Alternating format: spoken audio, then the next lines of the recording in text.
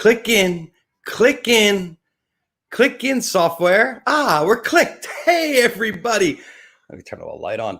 Hi, 420 Live, Jeff Kravitz, coming to you from the planet Mercury, live, uncensored, unfettered, uncut, ready for another deep dive down the wormhole of life. You know, I've been slipping into many wormholes lately, and the latest wormhole I slipped in today was, once again, someone else touching themselves. What is it? What's going on? Is nobody getting any satisfaction out there? Is everybody's got to be touching themselves? I mean, come on, Rudy Giuliani. You're going to touch yourself. You're going to go up to a hotel room with, I mean, all these guys could be set up so easily. You know, if I had the money and the wherewithal, I would just set up hotel rooms, hire beautiful models, and just send them out hunting for famous people to, you know, extort money out of. Then I'd probably be arrested by the FBI and put in jail. So it's probably a good idea. I don't do that, but I think about it, and I think it would be a good idea. And obviously Borat did too. I don't know how he got away with it. Like, how do you get the model released? Like, did he have Rudy sign before the interview to use it and put it in the film? Because you need, you know, releases need, you can't just put anybody in a movie. These things take time. They take thought. Anyway, everybody, as you can see, I'm totally all discombobulated today. I'm all over the place. If you tuned in yesterday, you saw Low Cut Connie. My intro, the only part of my show I go back and really watch are the intros because I'm winging it. So I want to see what spewed out of my mouth through those 5 minutes. And I truly made myself laugh yesterday. And I could see myself making myself laugh in the middle of the intro. And I was just like, you know, it's pure comedy gold when you get into important people touching themselves on camera. So as you know, I'm naked from the waist down, and I will keep my hands somewhere between here and there. And my guest today excites me a lot. That's Nathan Moore. He'll be on shortly. Singer, songwriter, host of Hippy Fiasco Rides Again. Fiasco. My Jersey accent ruins like 50% of the words that come out of my mouth, so I'm probably not saying that right, but Nathan will correct me. Nathan's been around for a long time, 21 records under his belt. I mean, he's probably has 22 or 23. I read that on an old Wikipedia entry, so probably has a couple more since then. But he's been keeping everybody entertained during the pandemic, like I have in my colossal effort at distraction, coming to you guys Monday to Friday, 420 Live. You know, the first 7 weeks, we came to you every day, 50 shows straight before I took a breath. And now 5 shows straight. It's so discombobulating to me, like just trying to organize and book guests and get everything all lined up.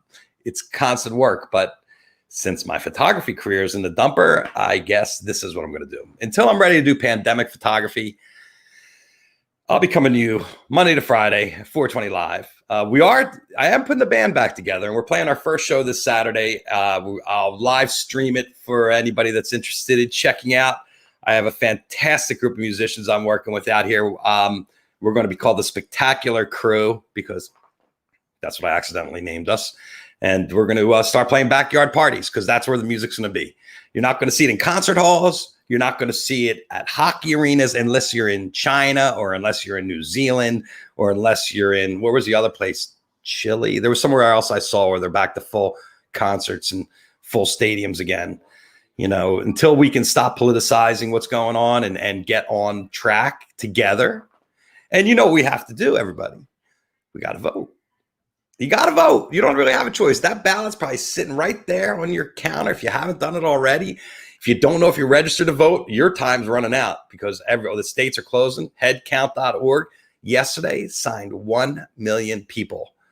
That's how many they signed since they started, registered to vote. Not including the people that go on there and check their registration and make sure they're registered to vote properly, which you can also do, and also find out about different subjects that are on the ballot, the propositions. You know, most propositions should stay on ballots and not be made to people like Rudy Giuliani. I got a proposition for our guest today, Nathan Moore, and we're going to bring him in here and proposition him right now. I just love that. That term is so inappropriate. I love it. Nathan Moore, come on in. Hey, I'm proposition away. Proposition away. How's it going? I love your set. You have the best sound and light of a guest I've had in a long time. You obviously been working at this. How long have you been doing the webcast? Maybe as long as you have, since the moment lockdown began. You started March 2nd or 3rd week in March, right? Pretty much, yeah, exactly. And how often do you go live? 5 nights a week. Wow. And you're late. What did I see? 1:30 in the morning? 1:30 in the morning. It's only 10:30 on your coast. Gotcha. So. And then you go for what, an hour and a half. So you're up till 3 a.m. every night doing the show. Yeah, pretty much. Yeah. Is that when you're normally up? Yeah, I've been a night owl since I was a kid. Since my whole life, I've been a night owl. There's some scientific research that says that's actually a thing, which I'm very grateful for that scientific research. I keep it folded in my back pocket because, people are mean to night owls. It's an easy character to disparage. Well, my dad did a radio talk show for years, and he was the 9 p.m. till 12 midnight call-in radio back in Atlantic City. Oh, wow. His slot for years. So he was definitely doing the night slot. But what I find is my creativity by 1:30 in the morning, my brain's mush from all the weed I smoke. So I really don't have much going on. That's pretty good to be able to go at 1:30 in the morning. It's true. Luckily it is my nature. So I usually go to bed as the sun's coming up. And what's your learning curve been like? Because I know I had to spend hours on YouTube just learning everything on, different questions I had. I would just spend a day like, this is my day. I'm going to learn how to do X. Right. And sit there and watch instructional videos. It never ends. The learning curve never ends. How was it for you? Like, did you start off the same way using your built-in computer and your built-in mic? Well, no, I tried to come out of the gate with as good a sound as possible. So I have a home studio here to begin with. So connecting my home studio to the cast was the first thing I had to figure out. Which isn't hard. It's just a DI box, right? It's a little hard. It was a little tough. I had to download some extra software. I'm using what's it called, Loopback. I think it's called Loopback, but I use an 8 input Apollo universal audio thing. So I had to find out how to send that to the webcast, which was a little tougher than I thought it would be. And of course you make some mistakes at first. You throw some cog in that you think is important, but it's actually throwing you off the scent of where you should be going. So I was using like audio hijack and trying all these different things that then eventually the dust settled and it was working. And what was your criteria? Like, my criteria was to show photographs and have guests, which is why I ended up on StreamYard. And your criteria to be able to present your music and videos, or to play live and share videos was the two main things. The guest thing sort of came in a little bit, well, pretty soon into it. I was using Whereby at first. You ever heard of that? It was sort of like Zoom, and then eventually we got to Discord, and now Discord is one of my favorite things about what we're up to. Have you ever heard of that? Explain it to me. I looked at it the other day, and what I got out of it was like it's an elevated chat, but I don't know how does it interplay. It's a little daunting. It's hard to get, especially people our age, into it. Every kid knows Discord because basically it was invented for gamers to hang out while they're playing games together. So it is just basically a chat app, but there's a lot going on in there. The thing I like about Discord is it's always there. So it's sort of like your own personal Facebook wall. Like I can go there right now and somebody might have put a picture up today, like on Facebook or something, but it's also has a voice chat, video chat capability. And so it's sort of like a permanent home for our chats. People can be in there before the show for a pregame, hang out after the show in there. And then is that the chat that's showing up on your window while you're talking with the different comments that people are saying, right? Sort of. That's actually Restream sends the chat all the chats from Facebook, YouTube, and Twitch. They're all conglomerated or whatever and shown on the cast as it goes. When I cut to the I'll often cut to the Discord chat, so we'll all go over into Discord. Actually, Andy, a mutual friend of ours, Mr. Gadiel, the reason we met, has been creating bots that work in Discord. So there's this bot called Percy, named after our dog, and its little icon is a cartoon of my dog, Percy. But Percy, like, while I'm live, if someone on any platform types in $R and the name of a song, they submit a request to Percy. And at any point in Discord, I can type in $R and get all the requests that have come in so far. So there's all kinds of ways that you can type in $R is just short for request. So it's like $request. If I was a cat, the name of a song, and it pops up in a list. And wait, what else can he do? He can fetch my lyrics. He can like, if you type in fetch, if I was a cat, it'll bring you back the lyrics for the song. Or if you type in $roll, he rolls a couple of die, and we can play craps. So, but you don't interact with the bot while you're on, but you do. I mean, you bring it in occasionally, but it's going on. It's a side chat, right? It's always happening. But it's then in the Discord, all the chats from Facebook, Twitch, and everything is also. So if you're hanging out in Discord, you're seeing all the chats from everywhere and being able to interact on that level. And then with the video chat, like every Friday night, I have my friend Lex come in here. We have a electronic duo that does 30-minute explorations of my 3-minute folk songs. I did catch some of that, and it's really trippy. It's fun. Yeah. But then we have we have a video chat room in Discord that we call the Disco. We're putting the Disco in Discord. And anybody that wants to, that's watching, can just click and be in. And we encourage like puppets or whatever they want to do to be a part of the show. So it's always right here. And at any point I can just hit a button and go to the Disco. So people are at home dancing along, and we're just on the fly going back and forth to the Disco. And I have a lot of artists that watch and stuff. So people get really creative.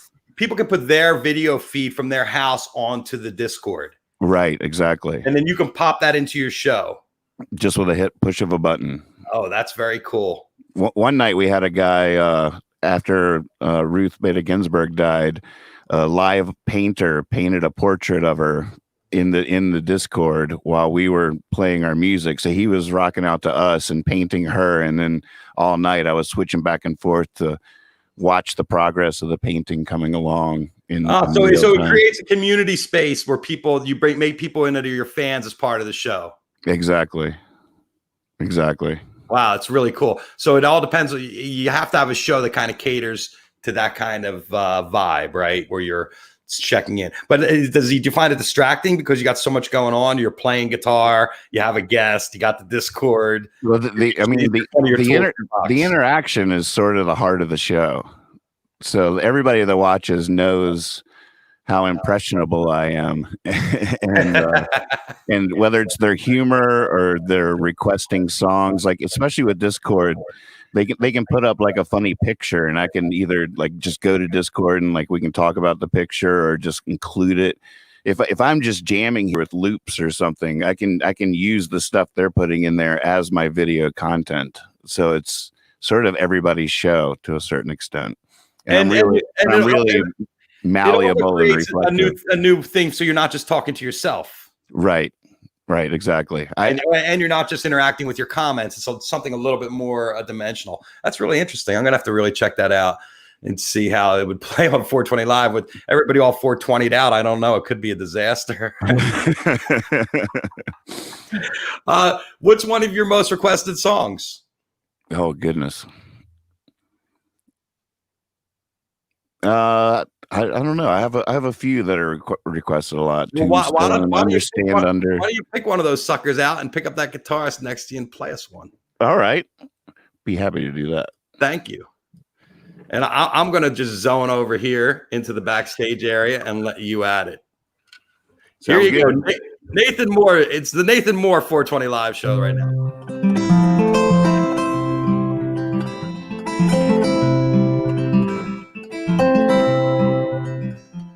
I want to play like Jelly Roll Morton, write like Waldo Emerson, sing like Odetta, say give me liberty like Patrick Henry, want to escape like Houdini on the very last breath.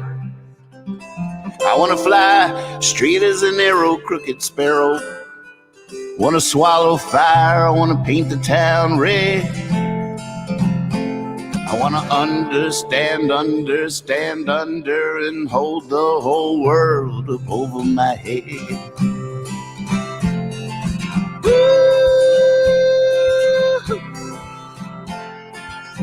I want to die in battle, grow old with a wife, catch every kind of fish. Lord, I give anything if I could play the fiddle. I want to know the recipe for every dish. I want to bust some moves on the dance floor. I want to sit in the back of a smoky-ass debaucherous den. I want to live to be 120, tell wondrous tales to my great-great-great-grandchildren. Woo! I want to be a stand-up comedian. I want to start a new twist in philosophy. I want to be a cowboy and an Indian. I want to be an E.E. Cummings apostrophe. I want to be fluent in every language. I want to be a painter, the next Abby Hoffman. I want to be the mayor of my hometown in the Blue Ridge Mountains. I got to get out there more often. Woo! I want to take the plunge to the depths of madness. I want to sit in the clear like a Buddhist monk. But then I want to turn the tables like Jesus and cross all borders in a smuggler's trunk. I want to write code like a rogue programmer. I want to sell potions on the side of the street. I want to survive some grisly summer, learning which berries are safe to eat.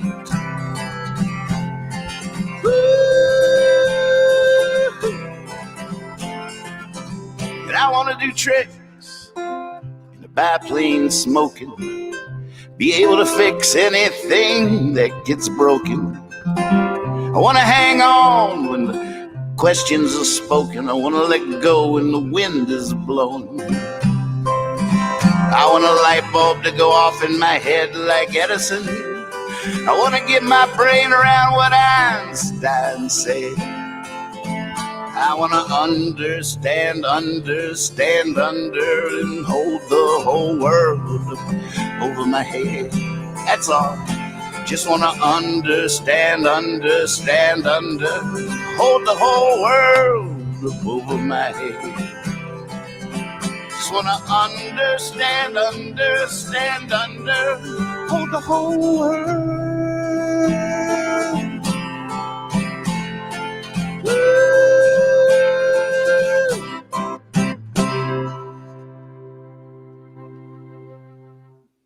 That's a hell of a wish list. It's a hell of a wish list, bucket list. How long did it take you to come up with all those different things? Oh, like 3 minutes. Really? I was on a roll. You were on a fucking roll.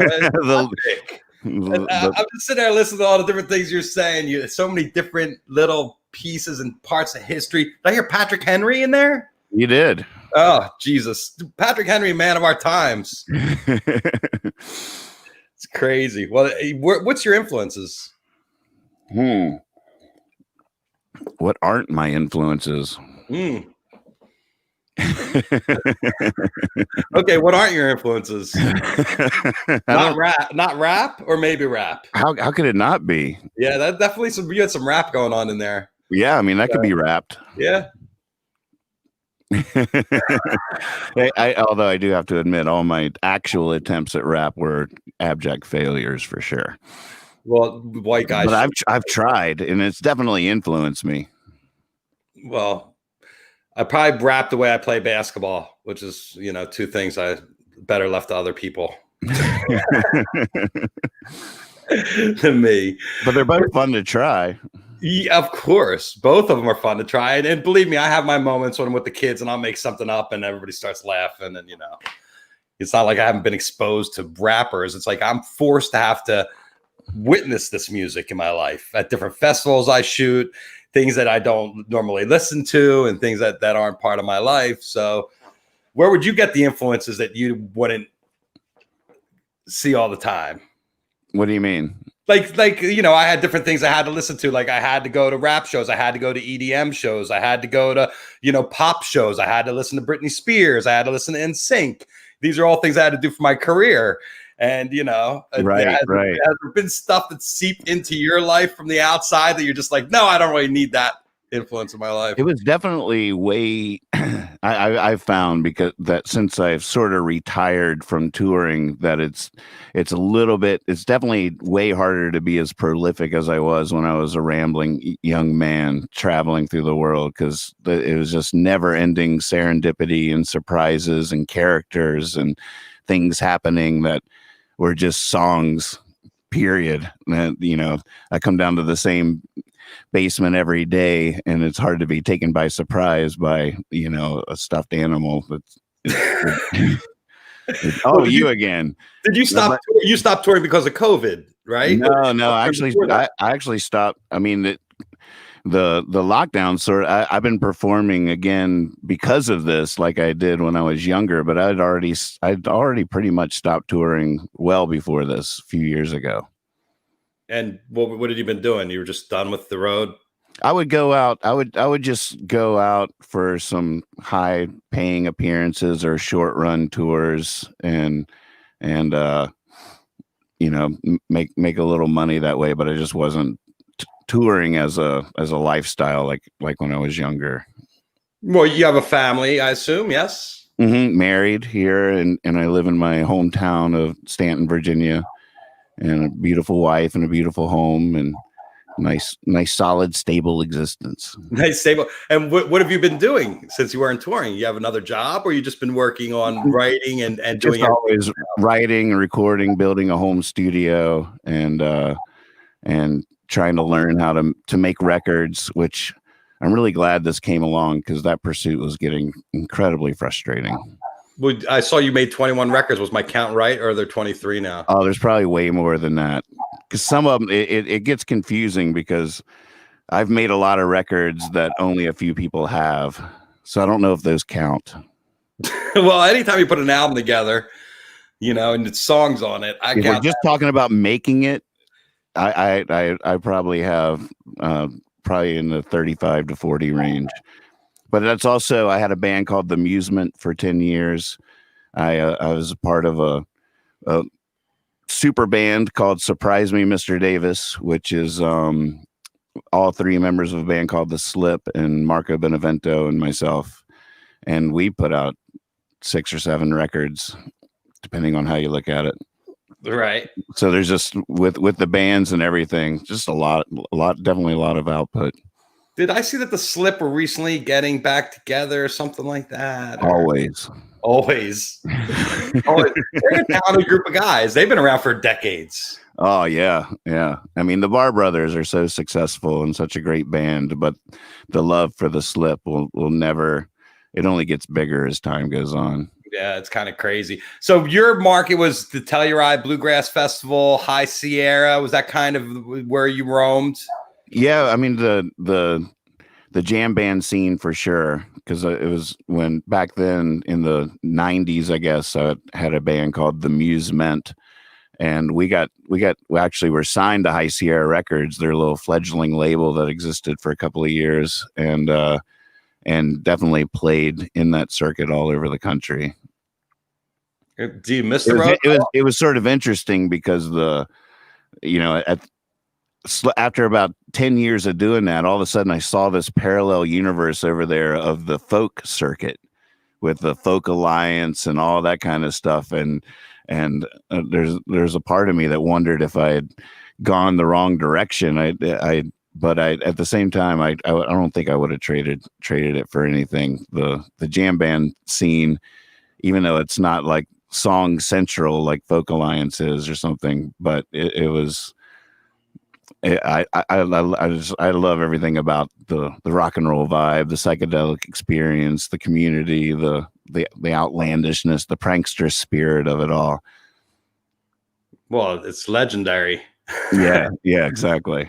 And it's kind of the entertainment we came up on, right? How were you watching the Grateful Dead when you were a kid? You were going to Dead shows and stuff? Absolutely. Yeah.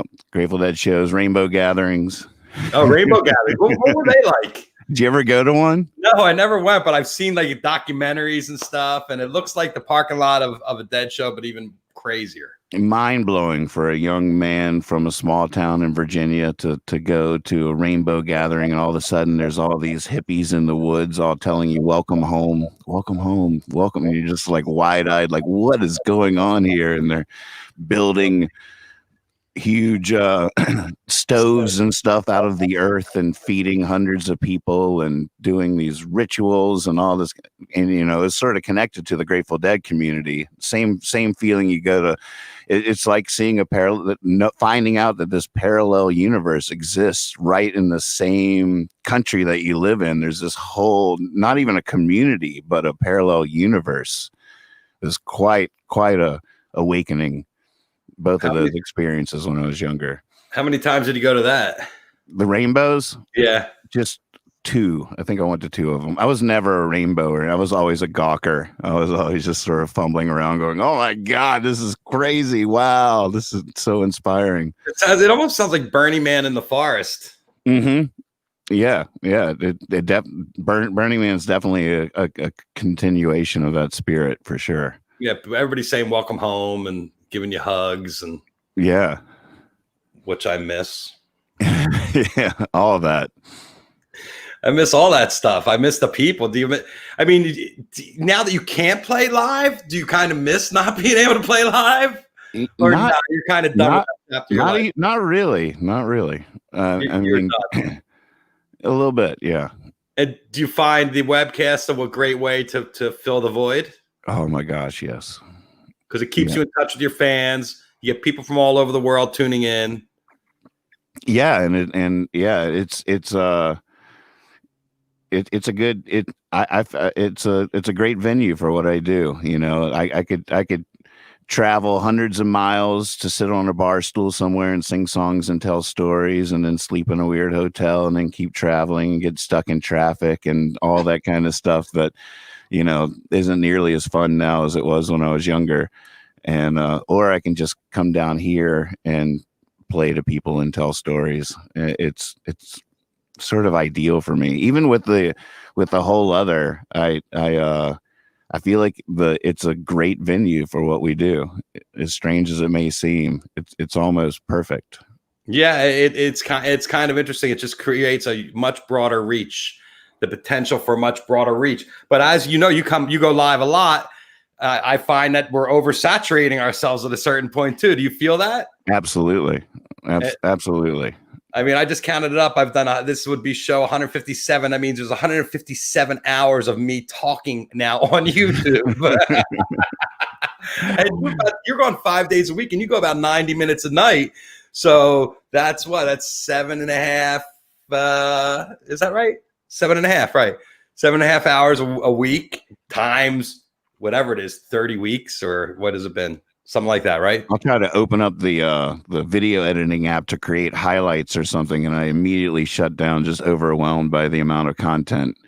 But I'm also sort of used to that. The Hippy Fiasco Rides Again originally was a thing that happened to me in 2012 or something, where we did a 4-month tour of America webcasting 24 hours a day and only playing where we were invited by people watching the show.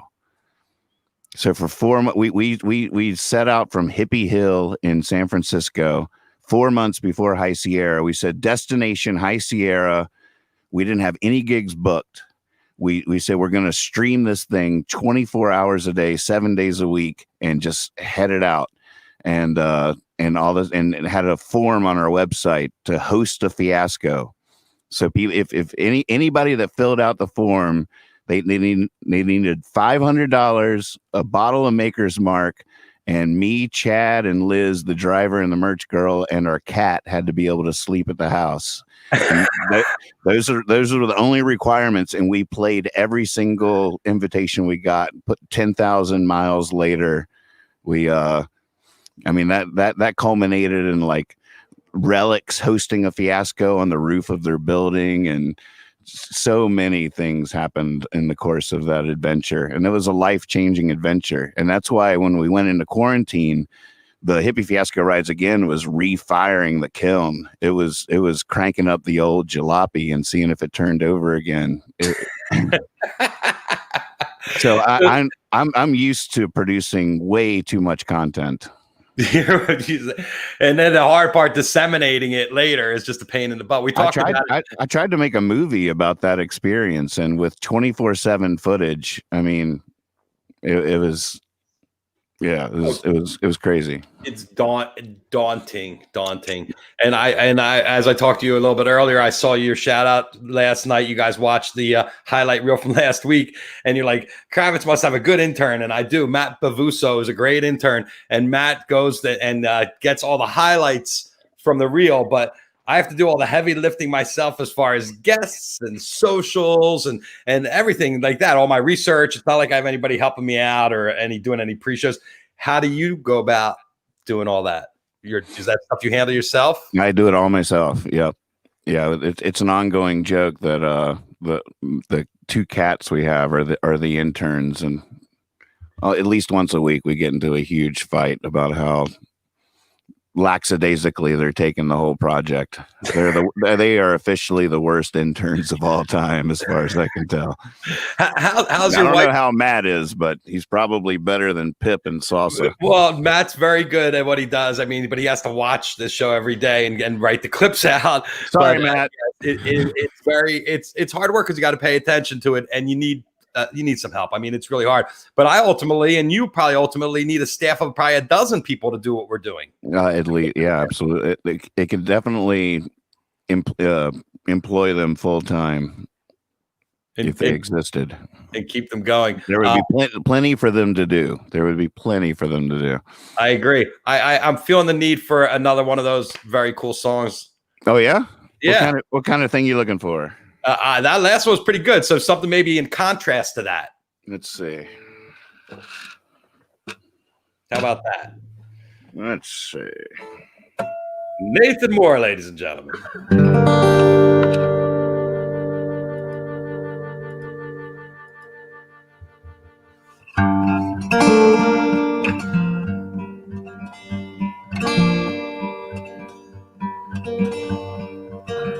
Now that I've seen the Golden Highway, now that I've heard from the bed, now that I've had a real woman,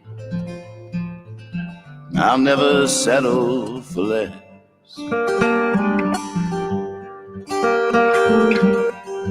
Saw with my own eyes a true magician. I swear she pulled my secret from her chest.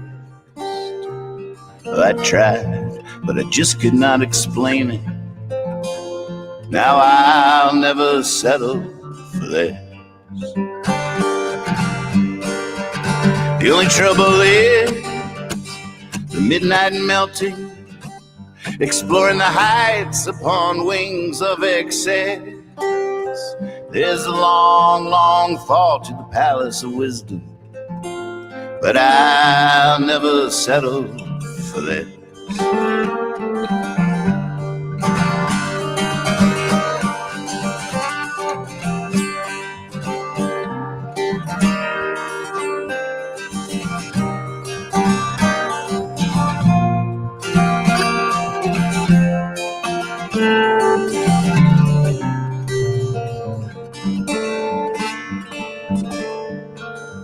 Once I heard a melody so sweet it made me cry. It felt to me like a caress that took away all my worries. Now I'll never settle for less. Now that I've laid in that river just one more day, and I'll be blessed. I got too much love left to give her, and I'll never settle for less.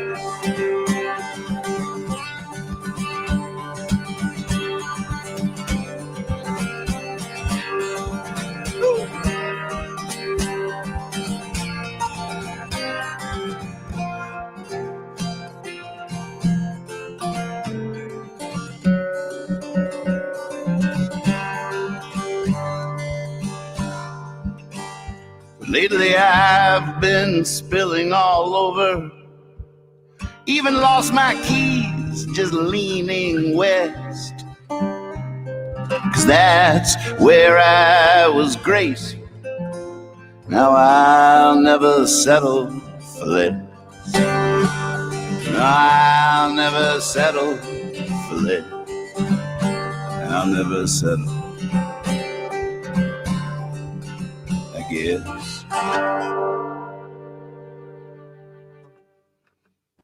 Love it. A great style. Thank you. So you were talking about how you were traveling and you used to get all this inspiration from the road. So now you're just at home. Where's your inspiration coming from? Well, I don't really write like I used to.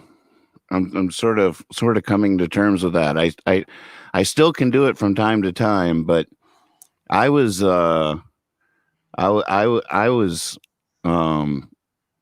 just always flowing when I was younger. Just for decades, it was just a constant outpouring. And I mean, it took me 10 years of constant outpouring before I finally wrote a decent song. Luckily, I didn't know that the whole time. I thought I was crushing it, but it was sort of part of the secret of how I figured it out. I just wrote thousands of bad songs, and then suddenly a good one popped out, and then another one, and that's just how I was. And I guess you slow down in different ways no matter what. I remember that Bob Dylan interview when he was talking about "It's all right, Mom, only bleeding," and he's just like, I can't do that anymore. I can do other things, but I can't do that. And so you try to process that kind of stuff.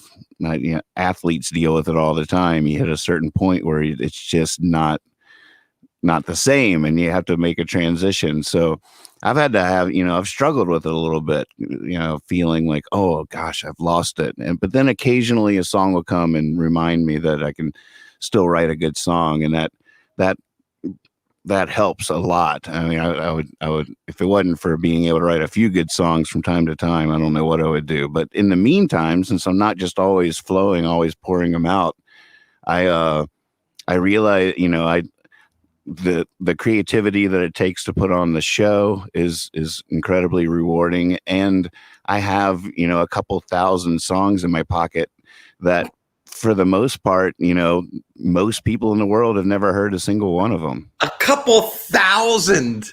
Oh yeah, easy.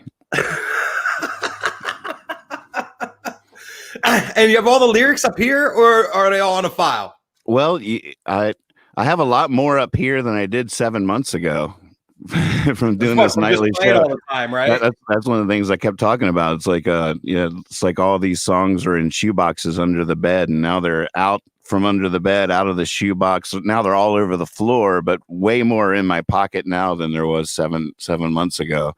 Last night I sang 2 songs that I hadn't sung yet since we went live, and I was like, oh, it's so good to have those songs back in my pocket again. So how many original songs do you think you've played on your show in the past 7.5 months? Definitely 5 nights a week, 200 or 300 at least. Wow. I mean, I repeat them too. Of course you do. And you do covers too, or you just stick with all your originals? I don't really do covers. which is great because the copyright stuff on YouTube is ridiculous. Well, I was wondering that when I was watching your videos, because I get flagged every time I put something up that they pick it up. So how does that work when you play other people's videos, or you don't care if you flagged? I get flagged a lot too, and right now I'm just living with it because I'm not making money anyways. Right. And it's interesting. I saw you try and hit the 1,000 subscribers and 4,000 watch hours. Yeah. I did hit it mostly with a video that I made at Burning Man a couple years ago that gets a couple hundred views every day of these Dust Devils that's on my YouTube. It's an absolutely incredible video. But wow. That's really the thing that gave me the watch time, because every day a couple hundred people watch that video and they watch almost the whole thing. But getting to 1,000 subscribers, but then when you turn on the monetization, if you don't have 1,000 views, then I find that you really are kind of fucking your content because you're showing ads.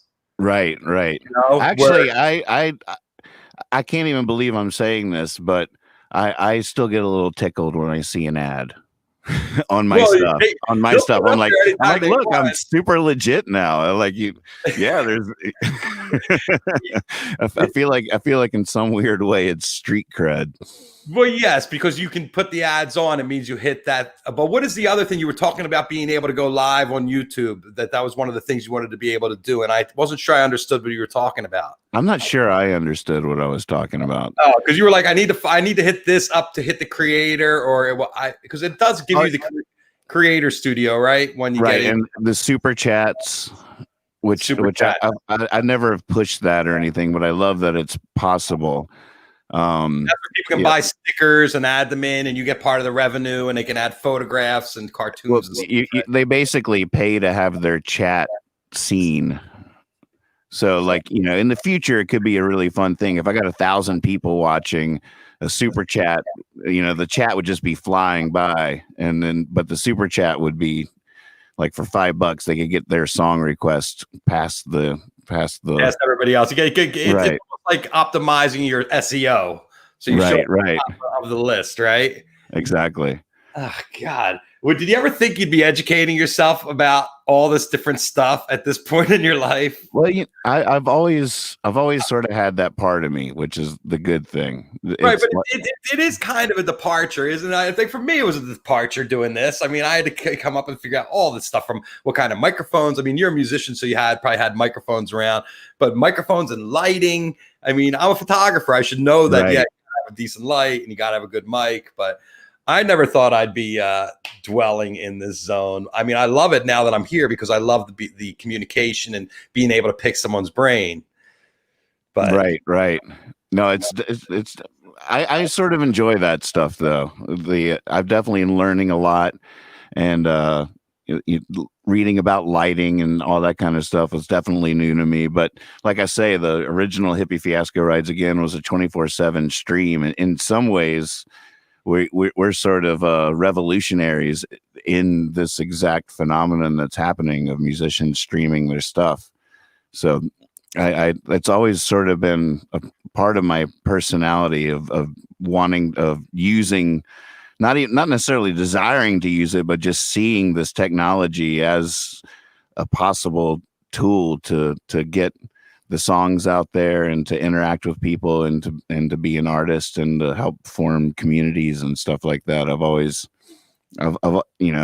I was right at the right age because when I was, how old are you? Can I am 58 years old. 58. I'm 50. So we've seen a lot change throughout. You know, when I was a kid, the personal computer was just starting to exist, and so I was always fascinated with the technology as it was coming, and it was new and revolutionizing everything. I always sort of kept one foot on the platform and one on this train of technology. It was just sort of fascinating and wanting to explore it and use it to do stuff. MySpace, I was all about it day one. All about MySpace, and I was one of the first photographers in Hollywood to go digital also. Right. Yeah, and also in working with bands like Fish. Fish would always work with Danny or Taylor Crothers, one of those guys that always used film, and I would be the digital guy. Right. So there was a place in the beginning for a digital guy because I had the pictures that night when those guys would be waiting for 3 days to look at their pictures. So see, we're very similar in that regard. Yeah, I always found that I was never afraid of technology, and you have to learn how to adopt it, and you have to learn how to use it because it's going to keep changing. Like the TikTok stuff, how's that work for you? You able to adopt that? I downloaded the app. I still haven't done it. Do you watch them? I've played quite a few TikToks that friends have made. They send them to me, and I use them in the show. Those little cutaway shorts between scenes. But that's the generation. And even a guy like, this guy was a potato farmer on a skateboard with a thing of cranberry juice and singing along to fucking Fleetwood Mac. Put Fleetwood Mac back on the map single-handedly. Sold hundreds of thousands of copies of this song. Yeah. That guy's, I mean, if you go through his content, that guy's a pretty genius content creator. Yeah, well, that's what it is. He has risen to the occasion with the technology, but literally came out of nowhere. And my daughter keeps telling me, she's like, "Dad, you could be TikTok famous. I can make you TikTok famous." I don't really know if I want that. Right? Do you want that? It's kind of scary. Can you imagine? Everybody's like, "Oh, there's that dude. There's that old dude from TikTok." I've always been afraid of getting famous for the wrong reason. Because I'm I was like Jeffrey Toobin the other day. Not that kind of wrong reason, but yeah, that would be pretty bad too. That's a wrong reason right there. But even just getting famous for like the wrong song, like if I have a song called Rubber Ball that I always thought could be a really catchy kind of, but just if for some reason you were a one-hit wonder. And you had this song that was campy and silly or whatever. And then, you come out and you're really like Townes Van Zandt. And they're like, who's this old sad dude, that has thousands of people now watching him because of that silly, campy song that got really popular. I don't know if I'd be able to handle the rejection that would be destined to follow. Like a William Hung kind of character.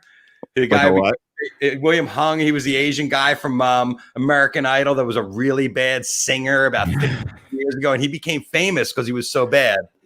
But see, that's good. That's good. My fear is more that I would actually be better than the thing I got famous for. But to have that thing that I think is better be a turnoff to the people that love me for the thing I got. You know what I'm saying? Yes. People wouldn't. I don't even know how. I just tongue twisted my brain. The fame. I work in this business. This fame business has been my thing now for years, and I've come to an understanding on it. And that is, you can't do things in your life to become famous, because if that's your end goal, then you can't sustain it. You're going to peak and you're going to come down the other side. And that drop down is so bad that if you don't have another thing pick you back up into that zone, you might not be able to live again. You can end up in the freaking funny farm the rest of your life because you're driving crazy trying. People come out here just to be famous. I think the main thing is like you're doing, like I'm doing, is be true to your art and be true and do things because you have a vision and because you have heart. And because you have soul, and because you have to get these things out, not because you want, you just want to whatever. I mean, listen, it's a great goal to notice you, I think, and that has to be part of it. But your vision, you have to have the talent behind it and the drive and the vision that's true also, or else you're going to end up screwing yourself. Right. No, it's so true. Yeah, I'm in therapy for fame right now. So where did you grow up? I grew up in Atlantic City, New Jersey. Oh, wow. And you live in LA now? Yeah, I moved to LA in 86. Mm-hmm. When I got out of college, I went to Temple University. And when I got out of college, I was like, all right, I went to film school. I was like, I'm not going to do this in Atlantic City. If I want to give it a try, I went out to California and I got a job at Paramount Pictures doing payroll accounting. That was my first job through my mom. Payroll accounting. Payroll accounting. You know why? How do you get that gig out of film school? Because my mom knew the guy. She knew someone who went to high school with the president of Paramount Pictures, who went to high school in Atlantic City. And she told me to call him, and I called him, and I went in. There were two jobs available, one in warehouse, one in payroll. And warehouse paid $6.70 an hour, and payroll paid $9.40. and I had no accounting experience.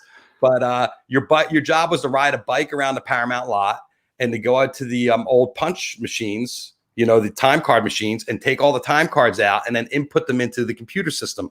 And this is back in the 80s. So the computer system, everything was very just developed and antiquated and stuff like that. So it was just a very interesting place to land coming out of the East Coast to be at Paramount Pictures, because it was kind of like a big college campus. You were behind a secure wall. You were part of a team. And I was talking and dealing with people that made some of the most classic movies and television of our time. So it was a really, really cool place to be. And I had a lot of fun. And I'll never forget it. But so how did you transform that opportunity into being able to do what you wanted to do? Well, I used that because like one of the things I realized about Los Angeles was that people come here with a short window of when they want to be able to accomplish their dreams. So they're like, if I don't do this in 3 months or 6 months, I'm going to go home or whatever. And I realized that the longer I stayed here and the longer I kept on knocking on doors, the more effective I would be. So you need a job, and the job at Paramount kept me going. And then I just started meeting people and bringing my camera and offering up my services and working with different people and keeping my eye on different events. And I picked out one event. I picked out of the newspaper was a rock and roll charity softball, bowling, golf weekend for the TJ Martell Foundation. And a photographer I was working for, I told him about it, and he called Rolling Stone, and they said, we had no idea this was going on. So if you pitched Rolling Stone an idea and they liked it, they would assign you to shoot it.